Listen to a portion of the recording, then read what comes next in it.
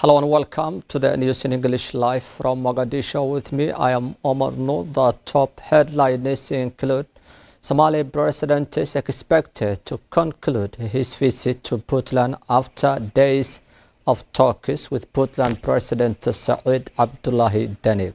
Somali Prime Minister has held a meeting with leaders, including the chairperson of the African Union in the country during his attendance of the TICAD conference in Tunisia.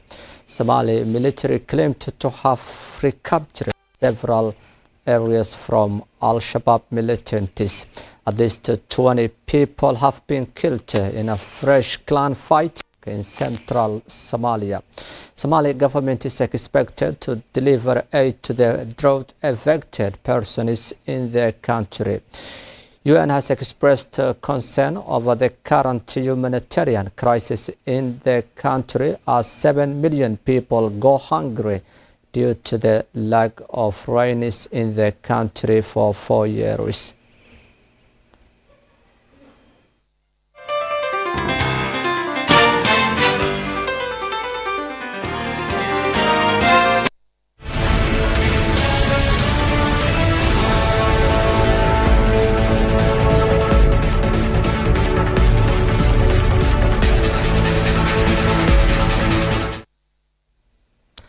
Welcome back to the news in detail. Somali President His Excellency Hassan Sheikh Mohamud is expected to conclude his 4-day visit to Garowe, the capital of Puntland, state of Somalia, on Sunday. Over the last 3 days, Hassan Sheikh Mohamud has been holding separate meetings and talks with Puntland leaders, traditional leaders, as well as the community members at the presidential palace in Garowe city to discuss the strengthening of the cooperation between Somali federal government and Puntland state, as well as accelerating offensive operations against Alshabab and ISIS militants in Puntland state.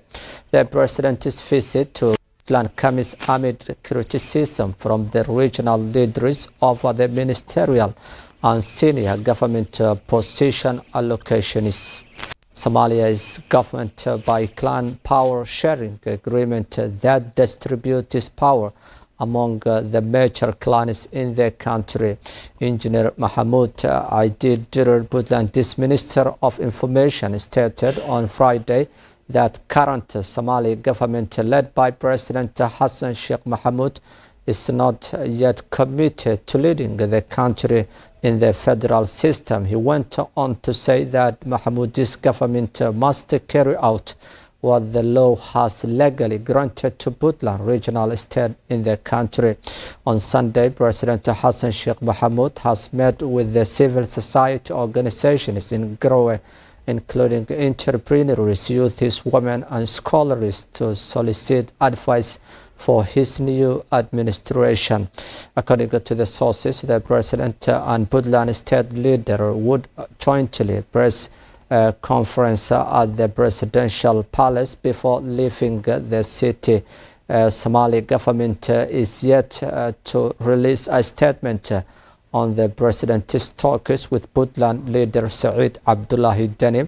The visit becomes the longest the president pays to a federal state since his election in May as the 10th president of the Federal Republic of Somalia by parliament on May 15th. Somali president has previously visited Southwest State as well as Galmudug Regional Administration in the country, and Puntland becomes the third of the regional tour since he assumed the office as president, taking over from former President Farmaajo.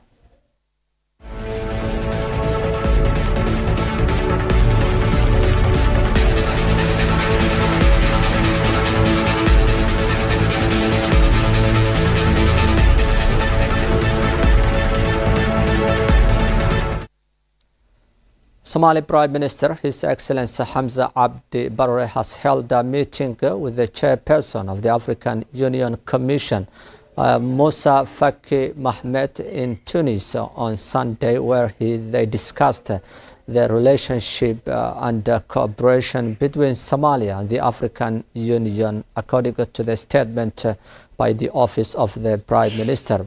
The Prime Minister of the country and the chairperson of the AU also discussed security, political, and the fight against Al-Shabaab militants in Somalia.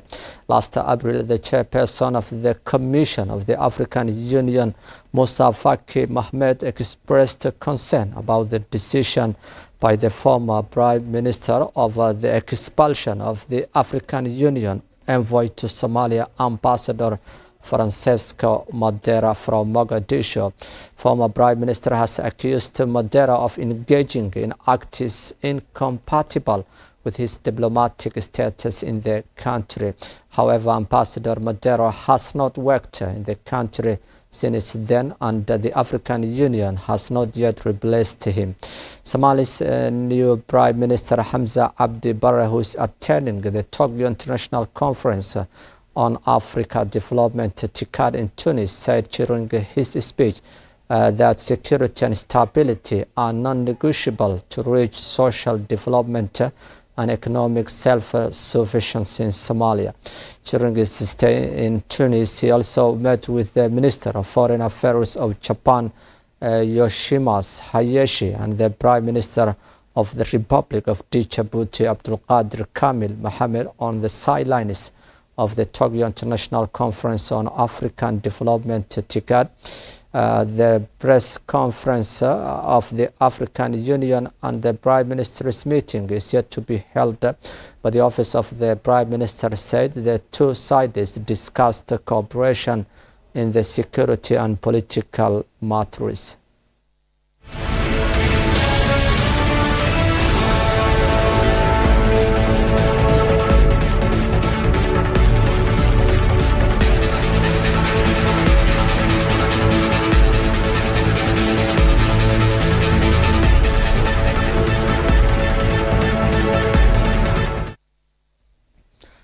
At least 20 Somali people were reportedly killed on Sunday during an intense clan conflict in Dabad district of Galgaduud region in central Somalia.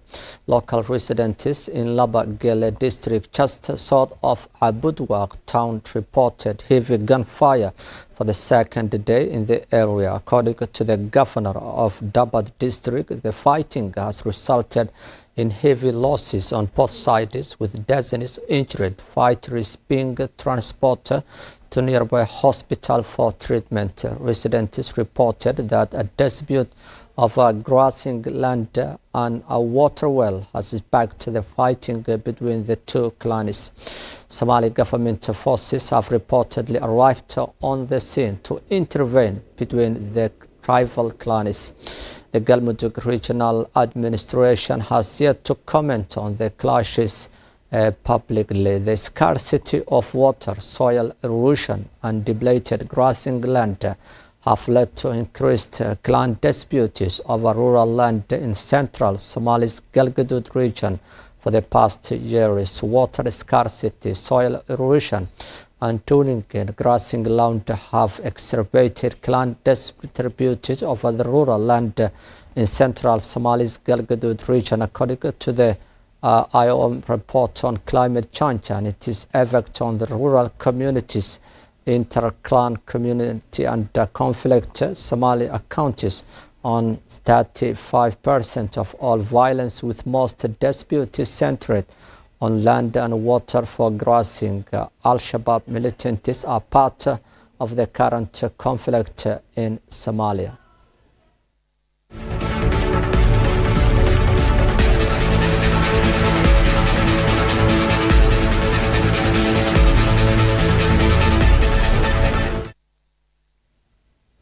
The Somali-based Al-Qaeda-linked militant group Al-Shabaab has again threatened to launch an attack against the neighboring Kenya. The group said it will continue its attacks in the country as long as the Kenyan forces are in Somalia.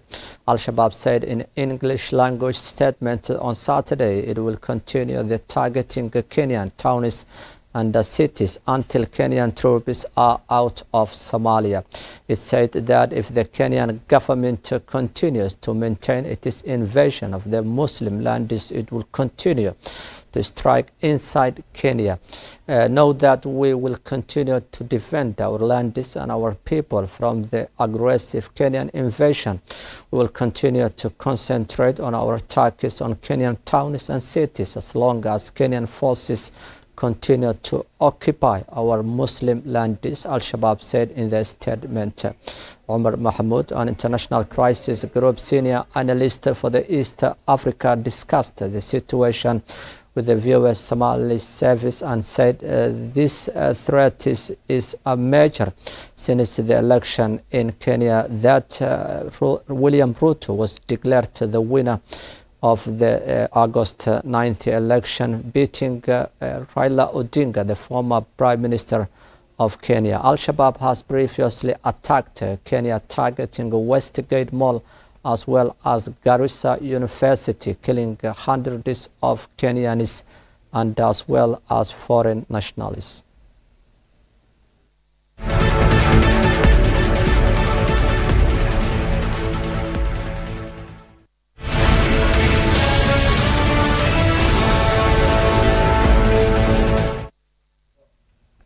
That's all for our today's English news. Live from Mogadishu with me, I am Omar Noor, and the rest of the team here in our studio will leave you. Bye for now.